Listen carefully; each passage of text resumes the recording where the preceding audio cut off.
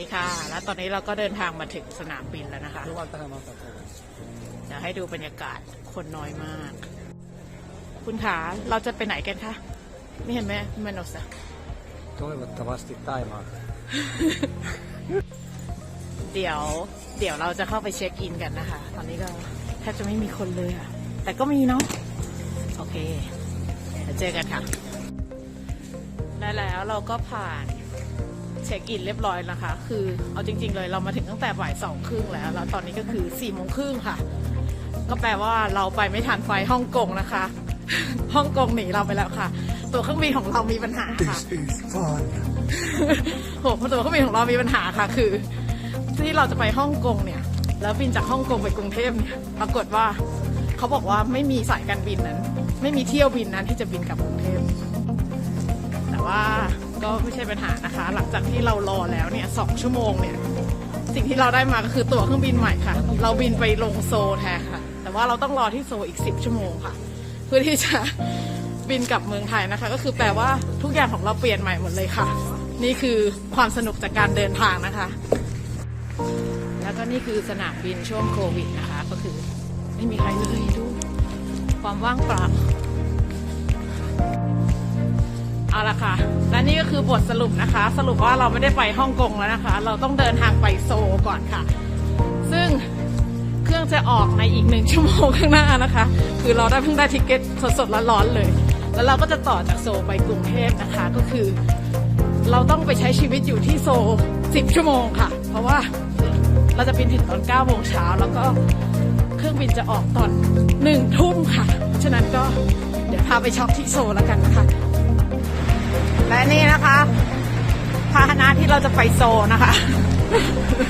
เราจะไปโซลด้วยรถบัสค่ะอันนี้สามีดิฉันนะคะไปโดนคนอื่นไม่ได้นะคะดูข้างนอกค่ะ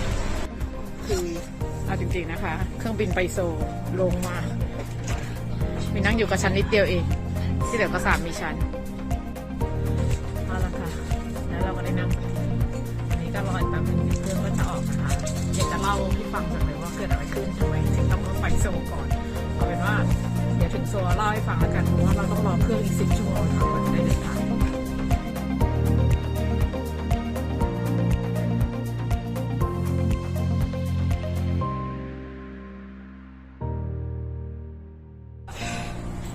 แล้วเราก็มาถึงแล้วนะคะเปลี่ยนจุดแรกนะคะอินชอนแอร์พอร์ตนะคะเกาหลีใต้นะคะโซลค่ะเดี๋ยวเราต้องไปรอเครื่องต่อนะคะตอนนี้ก็ตามเข้าไปค่ะเห็นไหมคะมีป้าย Welcome to Korea เดินทางไกลเดินทางไกลเห็นไหมคะไปต่อค่ะปีใหม่คนน้อยมากค่ะตะกี้เราก็ผ่านด่านแรกมาแล้วนะคะ -7 and I don't wear shorts It's -7 and I don't wear shorts นะคะตะกี้เราก็ผ่านด่านแรกมาแล้วนะคะตอนนี้เราจะไป transfer นะคะก็คือเดินไปเรื่อยๆนะคะแล้วเดี๋ยวก็จะต้องด่านแรกเนี่ยเป็นด่านที่เขาจะตรวจสุขภาพนะคะมีคุณหมอนะแต่น่ารักจิ้มลิ้มเชียร์มาถามว่ามีอาการหรือเปล่าถ้ามีก็จะโดนจับไปคัดกรองอีกรอบนะคะถ้าไม่มีเขาก็จะตรวจแค่อุณหภูมิเห็นไหมคะ9:20นะคะ9:20ในเกาหลีนะจ๊ะ in Korea นะ โอ้ละ This is my husband first time in Korea นะคะ How do you feel We can't get out หนาวมากๆข้างนอก-7นะคะข้างในเท่าไหร่ไม่รู้แต่เราใส่กันแค่นี้ค่ะทั้งผัวทั้งเมียตอนนี้เราก็กำลังจะไปขึ้นรถไฟต่อไปเทอร์มินอล2นะคะเพราะว่าเราอยู่เทอร์มินอล1คนไม่เยอะเหมือนเดิมที่ต้องเติมปูนทำไมสูงตรงนี้สัตว์เลี้ยงปิดค่ะก็หลังจากที่เราบินมาแล้วเนาะเรามาต่อเครื่องเกาหลีตอนนี้ก็นั่งรอมาเกือบจะครบ10 ชั่วโมงแล้วตื่นขึ้นมาแล้วก็เลย นี่ดูจากตาเห็นไหมตาคือง่วงมากมาต่อจะมาเล่าให้ฟังว่าทำไมเราถึงต้องมาเกาหลีนะคะทั้งที่เราบุกที่จะไปลงฮ่องกงแล้วก็เปลี่ยนเครื่องที่ฮ่องกงเข้าไทยปัญหาคือ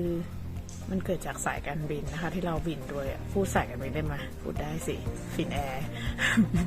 บอกไปเลยตรงๆค่ะหลังจากนี้เขาจะมาสู้เราที่หลังก็ให้เขาสู้เพราะว่ามันเป็นความผิดของเขาล้วนๆเลยคือฟินแอร์เนี่ยขายตั๋วเครื่องบินเฮลซิงกิฮ่องกงกรุงเทพให้เราตั้งแต่พฤศจิกาแล้วเขาก็ส่งมาว่าเขาแคนเซิลแล้วเราก็แบบเฮ้ยแคนเซิลจริงๆหรอแฟนก็เลยโทรเขาไม่ค่ะก็เลยโทรเขาไปขอไม่ได้โทรไปขอโทรไปถามว่าเฮ้ยไฟล์นี้แคนเซิลจริงๆหรอเพราะถ้าแคนเซิลเนี่ยเราต้องทำ COE ใหม่หมดเลยอะไรอย่างเงี้ยเขาก็บอกว่าไม่ได้แคนเซิลนะแค่เปลี่ยนเลขไฟล์เฉยๆแล้วก็ส่งตั๋วใบเบิร์มาให้เราแล้วบอกว่าใครบอกคิวว่าแคนเซิลไม่ได้แคนเซิลเนี่ยเดี๋ยวฉันต้องแจ้งเขาว่าเขาไม่ได้แคนเซิลแล้วเขาก็ส่งตั๋วใหม่มาให้เราค่ะตั๋วใหม่ก็คือระบุวันเรียบร้อยเลยว่าเราจะเดินทางวันที่1นะเราจะเข้าเมืองไทยวันที่2แล้วกระดาษทุกอย่างของเราเนี่ยก็คือเขียนอย่างนั้นหมดเลย COE ของเราก็มีไฟล์ทุกอย่างหมดแล้วพอถึงวันจริงค่ะวันที่1เนื่องจากเราบินตอน4:55ใช่ไหมแล้วก็เป็นสายแบบว่าเฮ้ยเราไม่ประมาทกับชีวิตอยู่แล้วปกติมันต้องแบบเผื่อเวลานะคะทุกคนควรเผื่อเวลา2 ชั่วโมงนะคะในการเดินทางไปสนามบินเพราะเราไม่รู้ว่าอะไรจะเกิดขึ้นกับเรานะคะก็คือพอเราไปถึงสนามบินอะเราถึงสนามบินตอนบ่าย2:45เราก็เข้าเช็คอินเลยเพราะว่าของเราเช็คอินออนไลน์ไม่ได้เพราะมันต้องมีบอร์ดดิ้งพาสทั้ง2 อันเขาก็ให้เราเช็คอินแล้วเขาก็บอกว่ารอสักครู่นะคะแล้วพนักงานคนแรกก็เริ่มหน้าเสียแล้วเขาบอกเฮ้ยมันไม่มีไฟต่อของยูนะมันไม่มีฮ่องกงกรุงเทพมันโชว์แค่เฮลซิงกิฮ่องกงแล้วอยู่ต้องอยู่ในฮ่องกง21 วันแล้วกูจะไปทำอะไร21 วันฮ่องกงค่ะโดนกักตัวที่21 วันเขาก็เลยบอกงั้นสักครู่นะคะแล้วคนนี้ก็ทำจนถึงบ่าย3:15แล้วเขาก็ออกเวรอยู่ๆก็ออกเวรเลยจะออกเวรกลางอากาศเลยจ้ะแล้วคนใหม่มาก็คือแบบไม่รู้อีโหนอีเหน่เลย แล้วก็นั่งงมต่อจ้ะงมกันวนไปงมสักพักนึงเสร็จปุ๊บก็แบบคนนี้ก็รู้แหละปัญหาของเราคือไฟล์มันไม่โชว์แต่ปุ๊บเขาก็แบบไฟล์หมายถึงไม่โชว์ทั้งที่มันมีไฟล์ไปมาตอนจบสรุปว่าเฮลซิงกิถึงฮ่องกงมีไฟล์แต่ว่าจากฮ่องกงถึงกรุงเทพไม่มีไฟล์ค่ะแต่ว่าฟินแอร์ขายให้เราเรียบร้อยแล้ว เป็นไงล่ะคะขายให้เขาไม่รู้ว่าจุดเลยตรงไหนนะแล้วเราก็ไม่รู้เหมือนกันว่าใครผิดอะไรอย่างเงี้ยแต่แบบจะไปโทษกล่าวก็ไม่ได้ไงว่าอะไรวะทำงานไม่รู้ได้ยังไงอะไรอย่างเงี้ยแต่เขาก็พยายามจะแก้ปัญหานะด้วยการหาไฟล์ให้เราตอนแรกส่งยัดมาเลยจ้ะให้บินไปฮ่องกงจ้ะให้บินในฮ่องกงอยู่ดีก็คือให้ขึ้นเครื่องไปฮ่องกงแล้วก็ไปต่อที่นั่นให้ไปต่อเอมิเรตส์เข้าเมืองไทยโดยต้องไปรออีก12 ชั่วโมงไปต่อเอมิเรตส์ให้รอได้ยังไงก็ยังกลับเมืองไทยที่อยู่ค่ะพอไปถึงเสร็จปุ๊บกลายเป็นว่าปริ้นบอร์ดดิ้งพาสไม่ได้เหมือนกันค่ะเพราะว่าบอร์ดดิ้งเอมิเรตส์ไม่ได้เป็น1 ในวันเวิร์ปัญหาหนักอีกเขาก็เลยแคนเซิลอีกแล้วก็มาจบที่หลังจาก2 ชั่วโมงผ่านไปก็มาจบที่โซลค่ะก็คือเราต้องบินมาโซลแล้วก็รอ10 ชั่วโมงแล้วก็จะบินต่อจากโซลเข้ากรุงเทพก็คือเราจะถึงกรุงเทพก่อนวันที่3ซึ่ง COE ของเรามันยังไม่หมดนะมันยังอยู่ในวันของ COE แต่ว่าเลขไฟล์เนี่ยโอ้โหกระจัดกระจายมากเลยค่ะตอนนี้เพราะว่าไปทุกที่ก็คือจากกรุงเทพซิงเกียไม่มีปัญหาหรอกเพราะว่านางเป็นต้นปัญหานี่แต่พอมาถึงโซจะแอร์โซแอร์ในแอร์เกาหลีก็แบบว้าวุ่นกันใหญ่เลยจ้ะยูกระดาษมันไม่ตรงกันเมืองไทยเขาสติ๊กเรื่องเพเปอร์บ้างเลยแล้วเราแบบจะเย็นๆมือแล้วจะให้กูทำยังไงล่ะคะ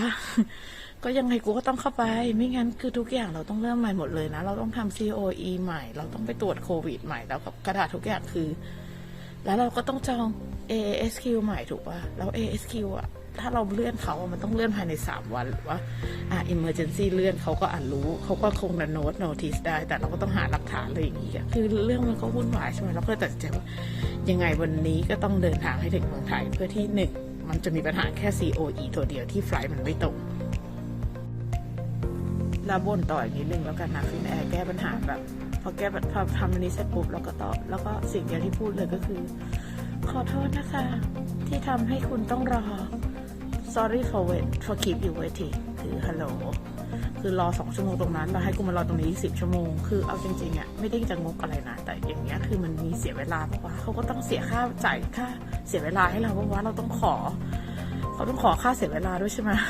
มันไม่ได้ออโตเมติกให้เลยเหรอไงว่าเบเนฟิตเนี่ยมันต้องแบบต้องขอหรอไงไม่ใช่ขอทานนะเว้ยแล้วแบบเวลาเราบินอย่างเงี้ยเขาก็เนี่ยแต่ว่าเดี๋ยวต่อเครื่องไปตรงนี้อยู่บินบิสเนสเลยนะแล้วต่อเครื่องก็บิสเนสแล้วก็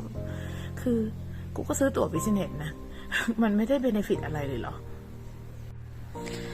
แล้วก็จะมาอีกอันหนึ่งจ้าคือแบบตอนที่ยืนรอใช่ไหมไอ้2 ชั่วโมงนั่นแหละมันก็จะมีแบบหัวหน้างานของแอร์กราวจ้าที่อยู่นะก็โผล่มาแล้วก็นี่ขอดูเปเปอร์หน่อยแล้วก็กระดาษของสามีฉันเพราะว่ามีกาเป็นแบบเป็นฝรั่งใช่ไหมก็ต้องแบบใช้เปเปอร์เยอะใช่ไหมพอนางตรวจเปเปอร์เสร็จนางก็ถือเปเปอร์ไม่กล้าเว้ยแล้วนางก็เดินไปไหนก็ไม่รู้ไปกับเปเปอร์เว้ยเดินหายไปเลยเว้ยแล้วก็เดินกลับมาแล้วก็เปเปอร์มาคืนแล้วก็แก้ปัญหาไม่ได้ เป็นไอ้นี่นะเป็นเหมือนกับเป็นบอสของไอ้น้องผมทองนั่นนะแต่สรุปก็นั่นแหละก็นางก็คงเป็นคนบอกให้น้องผมทองจองอันนี้แหละแล้วน้องบอกแต่นางจะติดต่อสถานทูตเราก็เลยบอกว่ามึงวันนี้วันที่1สถานทูตเขาปิด ช่วยคิดหน่อยได้ไหมใครเขาทำงานกันวันที่1แล้วปัญหามันไม่ใช่แค่เพเปอร์เว้ยนางทำกระดาษสามีฉันหายจ้าแล้วอันที่หายคืออะไรคะอันที่หายคืออันที่เสียตังค์จ้าตลกไหมคะไม่เชื่ออย่าลบหลู่นะจ๊ะเรื่องนี้ของอย่างนี้มันมีเลิกมาตั้งแต่ตอนแรกแล้ว คือนางทำเพเปอร์สามีฉันหายเว้ยแต่คือโชคดีเป็นของสามีฉันมากที่อยู่ๆใครก็ไม่รู้แม่งเก็บมาแล้วมันก็เดินมาที่เคาน์เตอร์แล้วก็บอกเนี่ยมันเจอกระดาษนี้หล่นอยู่แล้วกระดาษที่หายของนางคือกระดาษตรวจโควิดนะจ๊ะ ซึ่งกระดาษไอ้ฟิตทูฟลายกับกระดาษฟิตทูฟลายนั่นจะไม่ผิดไปรับรองแพทย์ฟิตทูฟลายแล้วแบบเฮ้ยมึงนี่เอกสารสำคัญเลยนะถ้ากูเข้าไปเมืองไทยแล้วไม่มีอันนี้ผัวกูเข้าไม่ได้นะจ๊ะแล้วเดี๋ยวเราจะหยุดบ่นแค่นี้แล้วกันนะคะเพราะเดี๋ยวเราจะรอขึ้นเครื่องไปไทยอีกทีหนึ่งแล้วเดี๋ยวพอถึงเมืองไทยเดี๋ยวเรามาเล่าให้ฟังต่อว่าเกิดอะไรขึ้นอีกเพราะรู้แล้วแหละว่าปัญหาตอนนี้คือ COE มีปัญหาแน่นอนแต่ว่าถ้าอธิบายเขาก็คงจะเข้าใจแหละเพราะว่าเราคงหากระดาษใน24 ชั่วโมงไม่ได้เหมือนกันเพราะว่าพอเรารู้ตรงนั้นตรงนั้นว่าไฟล์มันเราต้องเปลี่ยนตอน4:30ซึ่งแบบ4:30มันก็เครื่องอะไรมันก็ออกหมดแล้วแล้วก็สถานทูตมันก็ปิดเราก็ไม่สามารถไปทำอะไรได้ใช่ไหมยังไงเราก็ต้องเดินทางเพราะไม่งั้นเราก็ต้องเสียเงิน400 ยูโรเพื่อจะไปทำกระดาษใหม่ตอนนี้เราก็กำลังจะไปต่อเครื่องนะคะไม่ได้ต่อแล้วสิกำลังจะเดินทางกลับเมืองไทยด้วยKorean Airlines ค่ะถึงแล้วขอให้ถ่ายก่อนเนาะถึงแล้วกลับมาคราวนี้เป็นสายบ้าหอบฟางนะคะสามีดิฉันหอบทุกอย่างที่ดิฉันซื้อ As I said before, very fun to travel.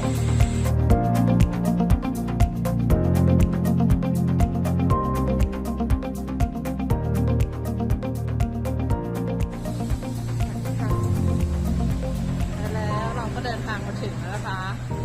ประเทศไทยค่ะคุณมิกคะ Welcome to Thailand ค่ะ Thank you very much ถึงแล้วนะคะจากการเดินทางแบบเมื่อวานนะคะเวลาเฮลซิงกิที่ออกคือ5:30นะคะจากเฮลซิงกิตอนนี้ถึงประเทศไทยแล้ว5:30เหมือนกัน24 ชั่วโมงพอดีเลยค่ะแล้วเดี๋ยวเจอกันอีกข้างนอกนะคะแล้วก็เดินกันต่อไปเดี๋ยวเราจะไปเข้าด่านตรวจคนเข้าเมืองนะคะแล้วก็คิดว่าด่านที่เขาตรวจโรคเนี่ยก็น่าจะอยู่ตรงนั้นเช่นกันโกนะข้างหน้ายังไหวอยู่นะคะข้างหลังไม่ไหวก็บอกไหวค่ะ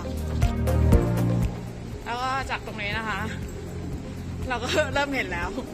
เก้าอี้สีฟ้านะคะเก้าอี้งานวัดนะคะเดี๋ยวเราจะมีชุมนุมกันเกิดขึ้นไฟล์นี้เนี่ย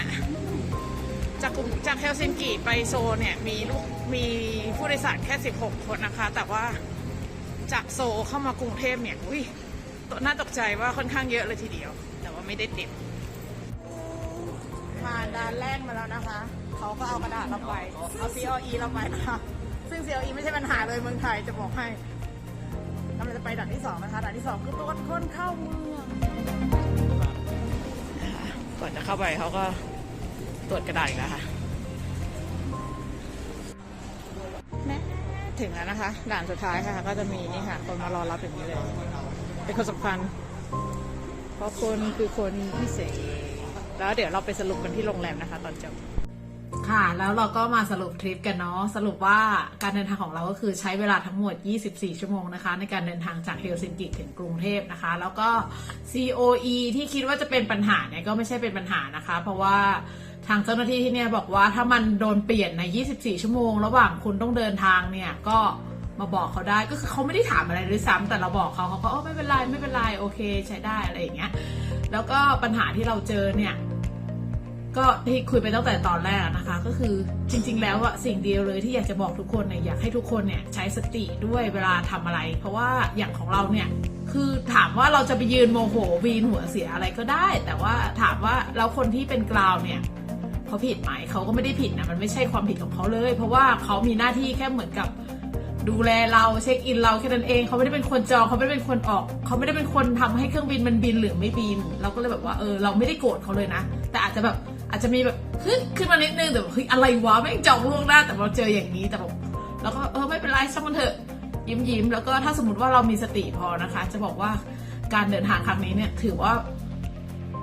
สนุกเลยทีเดียวเพราะว่าเราไปได้ทั้ง2 ประเทศคือจริงๆต้องไปฮ่องกงแล้วฮ่องกงเนี่ยมีคนบอกว่าถ้าไปถึงเช้าเนี่ยมันไม่มีอะไรเปิดเลยแต่ปรากฏว่าเราไปเกาหลีแทนใช่ไหมเราก็แบบเฮ้ย10 ชั่วโมงเดินช็อปจนทะลุเลยจ้ะจนแบบเดินเข้าไปแล้วจะบอกว่าที่แอร์พอร์ตเกาหลีเนี่ยคือ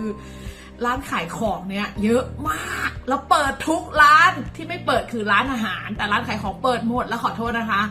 คนน้อยมากกลายเป็นคนสำคัญเป็นคนพิเศษ VIP มากๆคือเดินเข้าไปปุ๊บทุกคนแทบจะเดินมาสวัสดีค่ะไปไหมคะรับอะไรดีคะคือเดินเลี้ยวเข้าไปทุกคือเซลล์ทุกคนจะเดินมาลุมเราอะแล้วเราก็จะแบบรู้สึกสเปเชียลรู้สึกเป็นคนพิเศษแต่ไม่ได้อยากเป็นพิเศษเลยอยากจะดูเฉยๆเพราะไม่ได้มีตังค์ซื้อทุกอย่างอะไรอย่างเงี้ยก็สรุปเลยก็ทริปนี้ก็สนุกมากถือว่าเป็นการเดินทางที่สนุกมากเพราะว่า